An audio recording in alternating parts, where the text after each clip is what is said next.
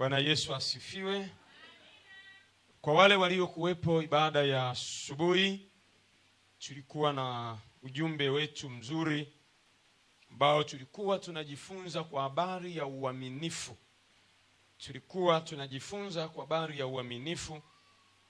Na tulikuwa na maandiko matatu ya msingi ambayo tulisimama ili kujifunza kwa habari ya uaminifu kwenye maisha yetu. Tulikuwa na maandiko matatu. Andiko letu la kwanza ilikuwa ni Matendo ya Mitume sura ile ya 5 mstari wa kwanza hadi wa 11. Lakini pia kitabu cha Yeremia sura ile ya 5 mstari wa kwanza hadi wa 3, na kitabu cha Ufunuo sura ya 2 mstari wa 10. Bwana Yesu asifiwe. Tulijifunza mengi kuhusu uaminifu kwa muda ule tuliokuwa nao. Na mimi sasa pia Roho Mtakatifu yupo kwa ajili ya kusema na wewe kwenye maisha yetu ya Ukristo kwa habari ya uaminifu. Naomba mtu ambaye anaweza kunisomea kwa haraka maandiko yale ya kitabu cha Matendo ya Mitume mstari wa sura ya 5 mstari wa kwanza hadi wa 11. Soma kwa jina la Yesu. Amen. Lakini mtu mmoja jina lake Anania pamoja na Safira mkewe aliuza mali, akazuia kwa siri sehemu ya thamani yake mkewe, naye akijua haya akaleta fungu moja akaliweka miguuni pa mitume. Petro akasema, Anania, kwa nini shetani amekujaza moyo wako kumwambia uongo Roho Mtakatifu na kuzuia kwa siri sehemu ya thamani ya kiwanja? Kilipokuwa kwako akikuwa mali yako, na kilipokuwa kimekwisha kuuzwa thamani yake haikuwa katika uwezo wako? Ilikuwaje hata ukaweka ili moyoni mwako ukumwambia uongo mwanadamu bali Mungu? Anania aliposikia maneno haya akaanguka akafa. Hofu nyingi ikawapata watu wote walioyasikia haya. Vijana wakaondoka, wakamtia katika sanda, wakamchukua nje, wakamzika. Hata muda wa saa 3 baadaye mkewe akaingia, naye hana habari haya yaliyotokea. Petro akamjibu, niambie, mlikiuza kiwanja kwa thamani hiyo? Akasema, ndiyo, kwa thamani hiyo. Petro akamwambia, imekuwaje hata mkapatana kumjaribu Roho wa Bwana? Angalia, miguu yao waliomzika mmeo ipo mlangoni, nao watakuchukua nje wewe nawe. Mara akaanguka miguuni pake akafa. Wale vijana wakaingia wakamkuta amekufa, wakamchukua nje, wakamzika pamoja na mmewe. Hofu nyingi ikawapata kanisa lote na watu wote walioyasikia haya. Amen. Kitabu kile cha Ufunuo sura ya 2 mstari wa 10, maandiko yanasema hivi: usiogope mambo yatakayokupata. Tazama, huyo ibilisi atawatupa baadhi yenu gerezani ili mjaribiwe, nanyi mtakuwa na dhiki siku 10.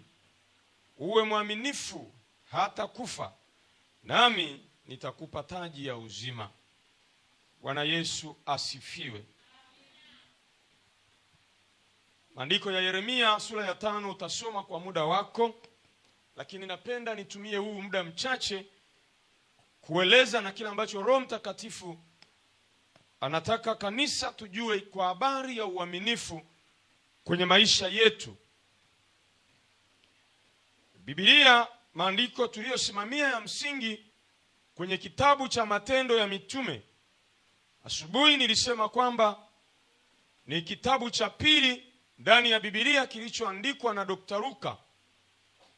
Na Luka inakadiriwa anaandika kitabu hiki mwaka wa 65 baada ya Yesu Kristo kuwa ameondoka. Na ulikuwa ni mwaka wa 37 baada ya umwagiko wa Roho Mtakatifu katika watu wa Mungu. Kulilikuwa ni kanisa la marimbuko la kwanza kabisa baada ya umwagiko wa Roho Mtakatifu. Mbali na mambo mengi yaliyoandikwa katika kitabu hiki, leo tunaangalia hii sura ya 5 mstari huu wa kwanza hadi wa 11. tunakutana na habari za watu wawili ambao walikuwa ni wanandoa, Anania na Safira. Watu hao walikuwa ni washirika wa kanisa hilo la kwanza, chini ya viongozi wale ambao walikuwa ni mitume. Biblia inasema kwa habari ya kanisa lile liliongezeka sana kwa sababu ya ushuhuda wa neno la Kristo ambalo mitume walilitoa. Kwa hiyo Roho Mtakatifu akaokoa watu. Na Biblia inasema waliishi kwa upendo na walikuwa wanashirika pamoja. Na hivyo watu wengi wakatoa mali zao. Waliokuwa na vitu wakauza, na kila ambacho walikuwa wameuza wakakileta mbele ya mitume ili kilihudumie kanisa. Bwana Yesu asifiwe. Biblia inaeleza kwamba Anania na Safira nao wakasema, na sisi tuna kiwanja, tunakwenda kuuza ile eneo letu tulilonalo. Alafu baada ya kuuza tutaleta chote tulichokiuza mbele ya mitume ili kiweze kuhudumia kundi. Bwana Yesu asifiwe. Biblia inasema Anania na Safira mkewe wakaenda wakauza, na Mungu akawafanikisha wakauza kama vile ambavyo walisema mbele ya watumishi wale wa Mungu. Lakini walipouza, Biblia inasema shetani akajaribu mioyo yao, wakachukua baadhi ya fedha walizouza wakaweka pembeni, alafu kilichobaki wakapeleka. Mmewawe ambaye ni Anania akapeleka kwa mitume. Bwana Yesu asifiwe. Sasa wakati anakwenda anapeleka kile, Petro anafunuliwa juu ya kitendo kilichofanyika kwa siri na wanandoa hawa wawili, kama ambavyo wanadamu wanatenda dhambi sirini. Kwa hiyo na wao wakapatana, Bwana tangulia upeleke kwa mitume, lakini utakapofika kule sema hii ndiyo tumeuza. Na hata watakapopeleleza tena, wewe pia utasema ni kweli, hicho ndicho ambacho tumeuza. Roho Mtakatifu kupitia Petro anamuuliza Anania, hiki ndicho mlichouza? Akasema ndiyo tulichokiuza. Petro anamwambia, jambo hili mlilolifanya Bwana ameliona. Kwa nini umefanya hivyo?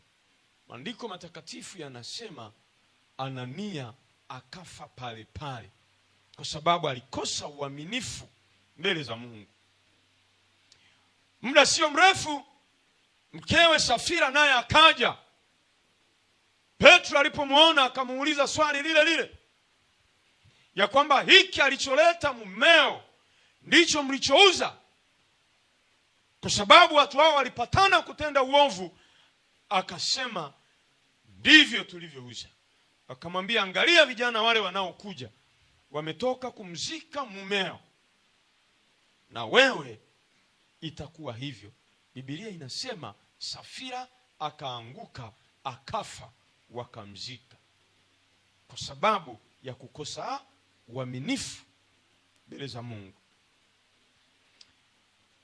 Katika kitabu cha Ufunuo Biblia inasema uwe mwaminifu hata kufa. Maana yake kuna gharama ya kuwa mwaminifu kwenye maisha yako, kuna gharama. Sasa uaminifu ni tunda la Roho, ni tabia ya Mungu ambayo anataka sisi tuwe nayo. Ni tabia ya Mungu, anataka watu wa Mungu tuwe na uaminifu. Na uaminifu unaotakiwa na Mungu ni katika mambo yote tuwe waaminifu. Kuna wakati fulani tunaweza kuwa waaminifu kwenye mambo fulani fulani, mengine tukafikiri kwamba tunaweza kufanya tu, lakini uaminifu ni katika kila jambo unalolifanya. Bwana Yesu asifiwe. Watu hawa walikufa kwa sababu ya kukosa uaminifu mbele za Mungu. Uaminifu ni jambo linalohitajika, linahitajika hata na wapagani wanahitaji mwaminifu.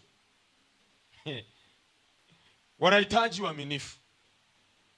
Hata wasiomjua Mungu wanahitaji waaminifu, na wanatafuta waaminifu mbele za Mungu na mbele za wanadamu. Waaminifu unahitajika.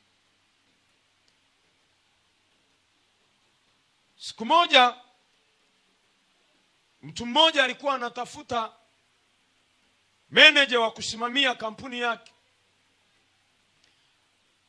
Takusaidia hii namna ya kuwa mwaminifu, maana tumeambiwa tuwe waaminifu mpaka kufa. Bwana Yesu asifiwe. Mtu mmoja alikuwa anatafuta meneja. Tajiri mmoja ana kampuni kubwa, anatafuta meneja wa kusimamia kampuni. Bwana huyu alikuwa ameajiri watu wengi, lakini kila aliyowaajiri kama meneja na madirekta wa ile kampuni waliiba, wakakimbia. Sasa mtu huyu amechoka. Kama ni interview, alipoita watu, walikuja watu wasomi na vyeti vyao. CV zilikuwa ni nyingi kubwa, lakini alipowaajiri kwa sababu ya CV zao, mwisho wa siku alikuja kugundua kwamba wanaiba watu hao. Bwana Yesu atusaidie. Siku moja akaamua kwamba sasa nitafanya zoezi fulani ili nipate mtu atakayesimamia kampuni yangu. Akaamua kuandika matangazo, akayaweka kwenye notice board huko. Kampuni fulani inatangaza nafasi ya kazi, anahitajika mtu mmoja, meneja wa kusimamia kampuni, na vigezo vya CV akaweka pale. Kila mtu aliyeangalia kwamba anamudu ile CV akachukua, akaandika barua, akaambatanisha kila mtu na CV yake. Bwana huyu akaweka mwisho kwamba ndani ya wiki 2 muda wa maombi utakuwa umekwisha na watu watakuja kwa ajili sasa ya kufanyiwa interview. Bwana Yesu asifiwe.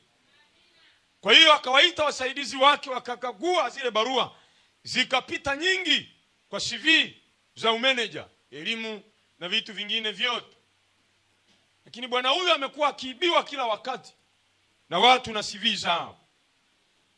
Pindi hiki akamwambia, sasa jiandaeni, siku fulani nyinyi mliopita mtakuja kwa ajili ya interview, tafanya usairi hapo. Huyu bwana akaita wasaidizi wake, akaandaa makopo fulani. Alafu kwenye yale makopo akatia mchanga kadiri ya idadi ya watu ambao wamepeleka majina yao mahali pale. Tia mle mchanga, watu wakajiandaa na interview kwa kadiri ya uzoefu wao. Kila mtu maswali gani anaulizwa, wengine wakapekua kwenye mitandao. Maana siku hizi walimu wa interview wako hata kwenye mitandao, wanafundisha namna ya kufanya interview. Watu wakanyuka tai zao na viatu vyao, kila mtu kwa namna yake, wakaingia na mtoko, kila mtu na wakwake. Wanakwenda kufanya interview kwa ajili ya umeneja wa kampuni. Nani hataki mshahara mnono? Kila mtu ana maombi kwa Mungu wake. Kama walikuwepo abudu mizimu, wameishi mizimu yao. Basi walipofika pale, wakaitwa, wakasema sasa ni muda wa interview yetu, lakini interview yetu itakuwa ya tofauti kidogo awamu hii. Kampuni hii imeajiri watu wengi kwa interview, lakini sasa tuna interview ya namna ya kipekee. Wakasikiliza wasomi wale namna ya interview hiyo ilivyo. Yule bwana akawaambia, kila mtu achukue hili kopo la mchanga hili. Beba kopo moja, kaa nalo. Kuna mchanga mzuri pale. Walipochukua kila mtu kopo lake, akawaambia, sasa nisikilizeni. Interview ya leo itakuwa ifuatavyo. Utapita mbele na kopo lako, utachukua punje 2 za maharage, utakwenda nazo nyumbani. utakwenda utaziweka mbegu hizo kwenye hili kopo. Atakaye stawisha vizuri mbegu hizi, ndani ya wiki moja zitakuwa zimeota vizuri. Utarudi hapa. Yule ambaye mbegu zake zitakuwa vizuri, maharage ni siku 3 yamechomoa, si ndio? Kwa wapandaji, kila mtu akabeba wakaenda. Huyu bwana akatulia mpaka siku hiyo. Ilipofika siku kila mtu